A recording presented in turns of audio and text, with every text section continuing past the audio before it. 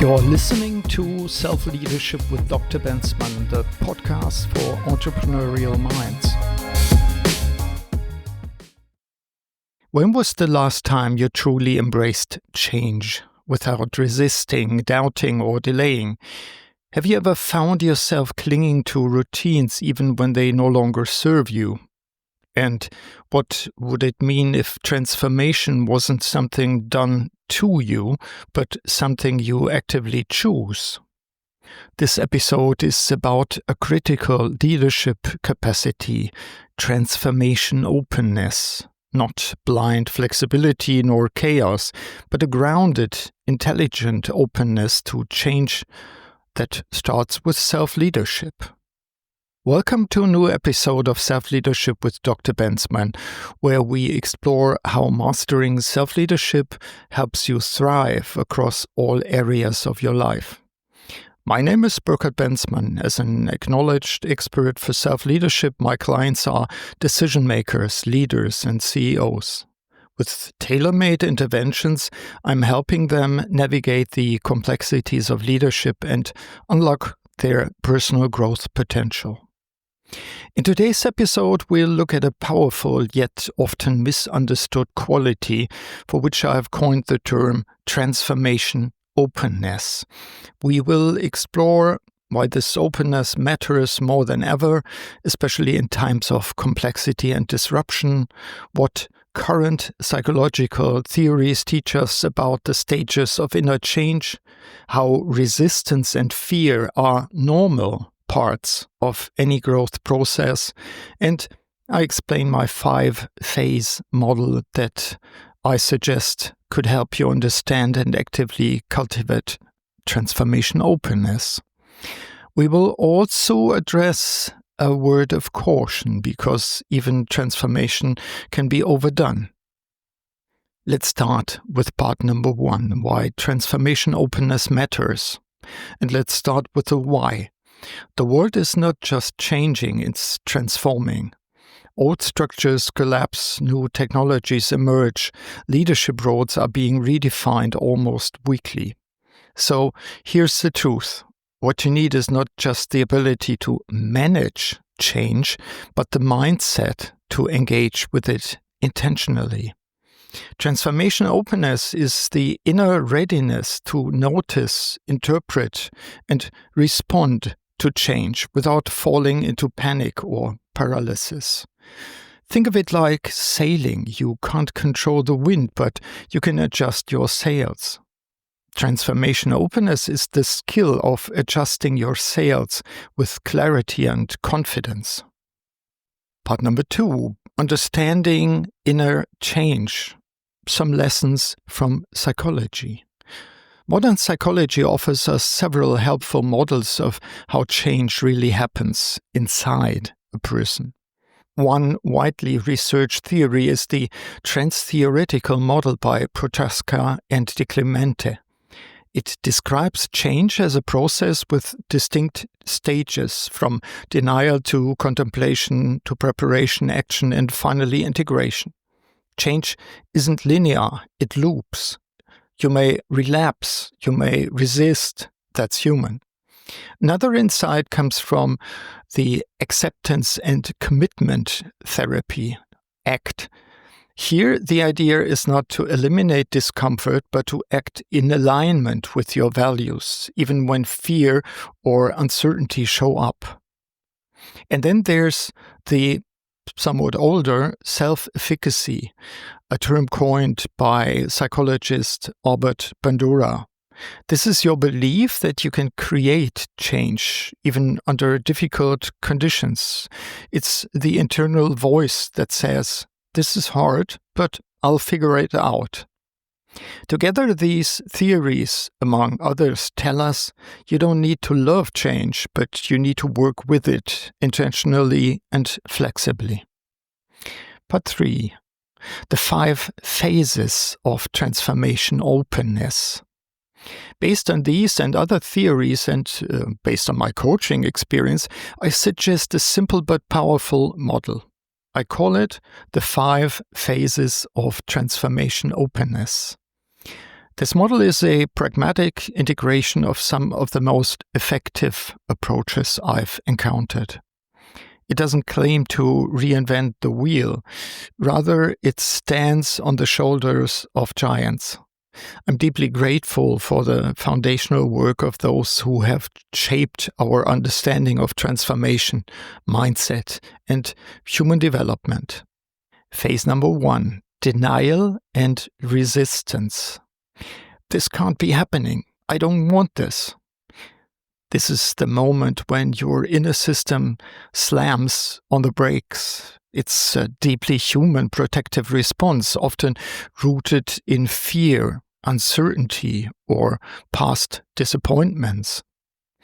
You might find yourself avoiding conversations, pushing back emotionally, or mentally retreating into old patterns.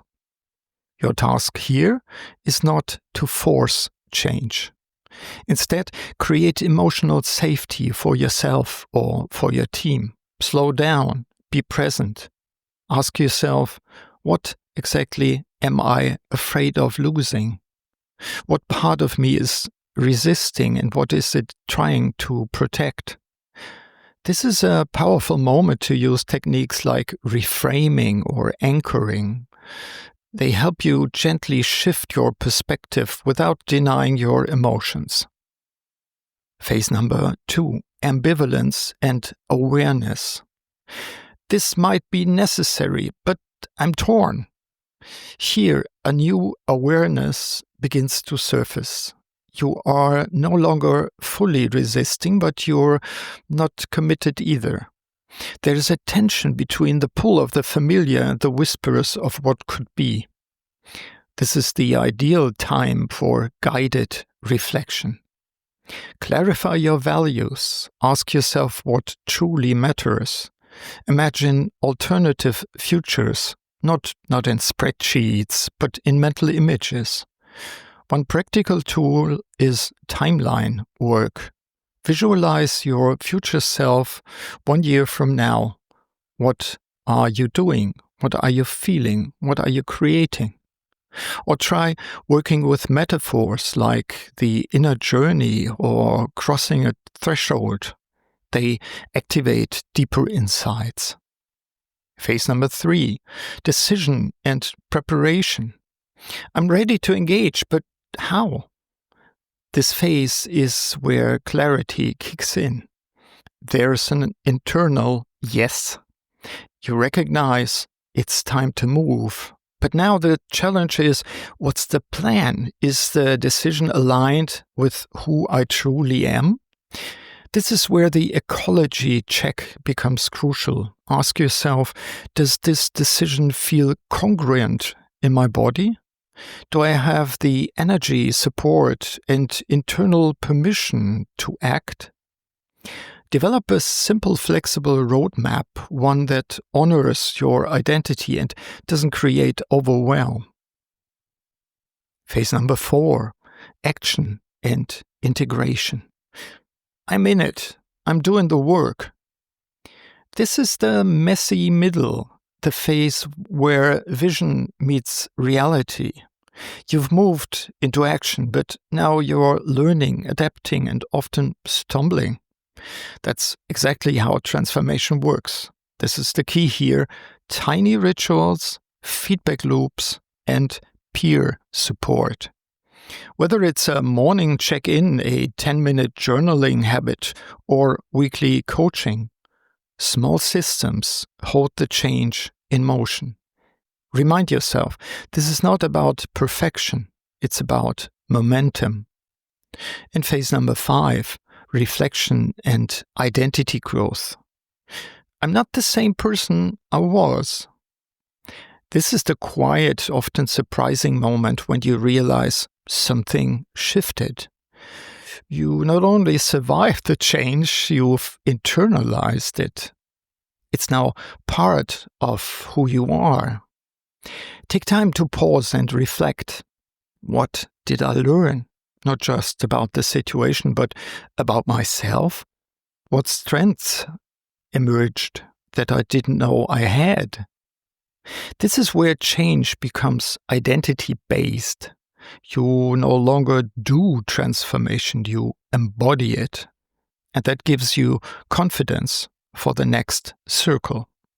So much to the model of the 5 phases. Part number 4 of this podcast, a word of caution, the side effects of transformation openness. Yeah, now, like any powerful medicine, transformation openness has some side effects. Here's your leadership warning label, kind of. Warning number 1, too much openness can destabilize you. If you're constantly adapting, you may lose your inner compass. Being open to change is powerful, but if you're always adapting to your surroundings, constantly shifting priorities or changing or chasing every new trend, you risk disconnecting from your core. I've seen this in leaders who try to meet every expectation, only to feel exhausted and directionless. Stay rooted in your values and long-term vision. Ask yourself, what do I want to stay true to, even in times of change? Your transformation should be guided by identity, not by urgency. Warning number 2, don't confuse openness with over-compliance. Just because change is trendy doesn't mean it's right for you. Sometimes people confuse openness with obedience. They say yes to every initiative, every new tool, every reorganization, just to appear flexible. But that's not transformation, that's submission.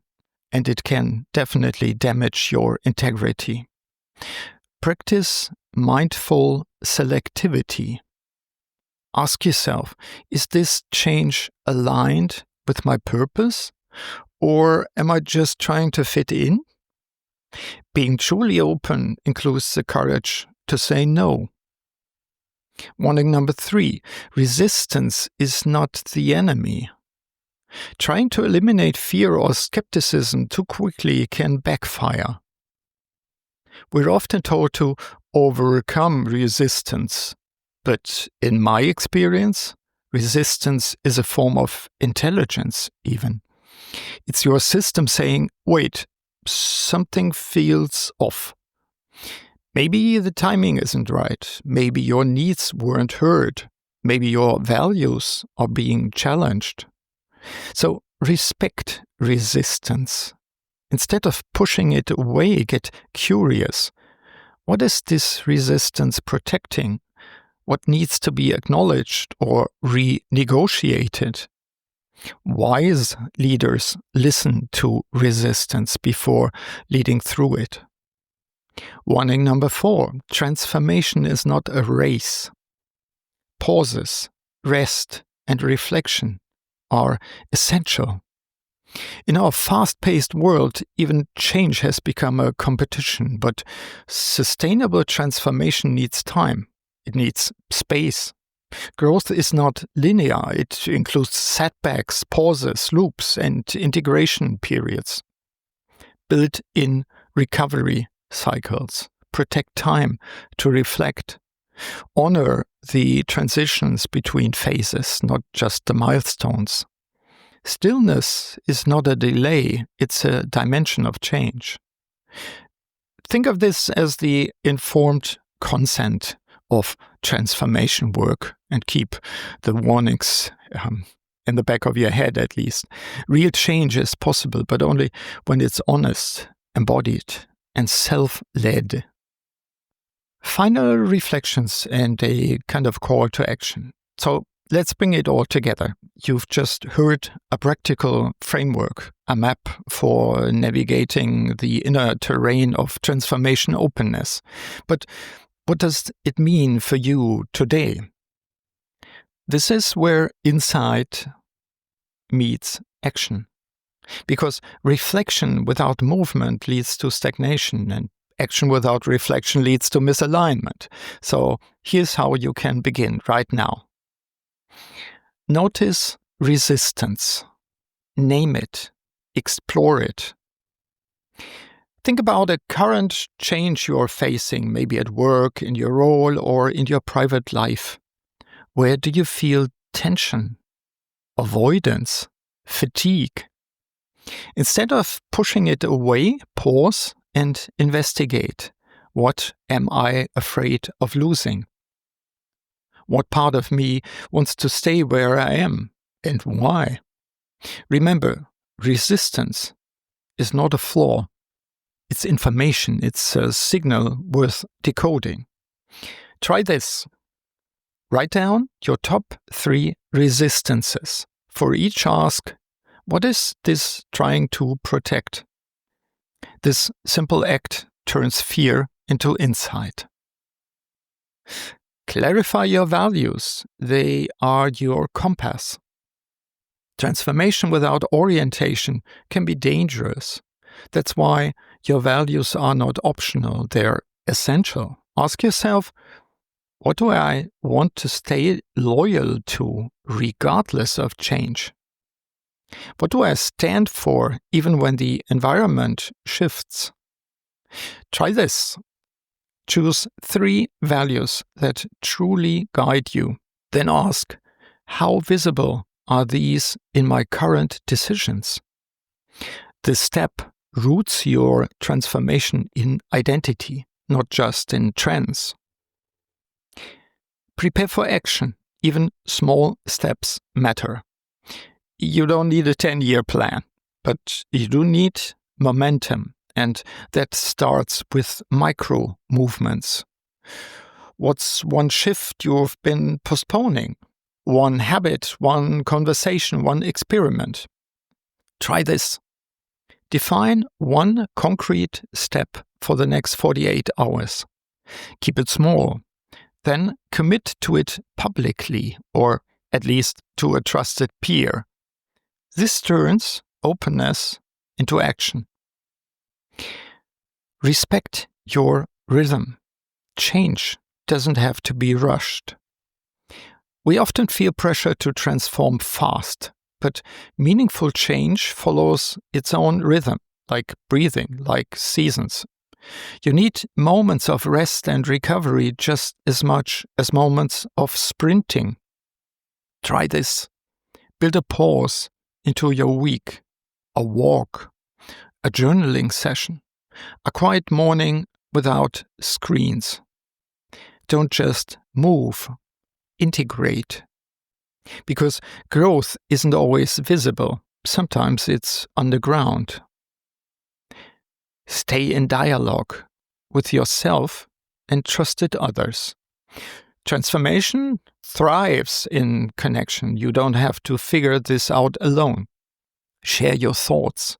Ask for feedback. Invite perspective. Talk to a mentor, a coach, or a peer who challenges and supports you. Try this. Reach out to one person this week and say, I'm reflecting on some changes. Can we talk about this over coffee or Zoom? Openness grows when we open up. So, if you found today's episode valuable, share it with someone who is navigating change right now. Help them understand that transformation isn't about having all the answers. It's about maybe asking better questions. And if you are looking for active support, contact me through my website or by email to bb@bensmann-consulting.com and inquire about a deep dive session. Thank you for tuning into Self-Leadership with Dr. Bensmann. My mission is to help leaders like you not just survive, but thrive. Until next time, stay strong, stay conscious, and lead yourself well. Yours, Burkhard Bensmann. Thank you for joining me on Self-Leadership with Dr. Bensmann. Until next time, stay committed to leading yourself with purpose.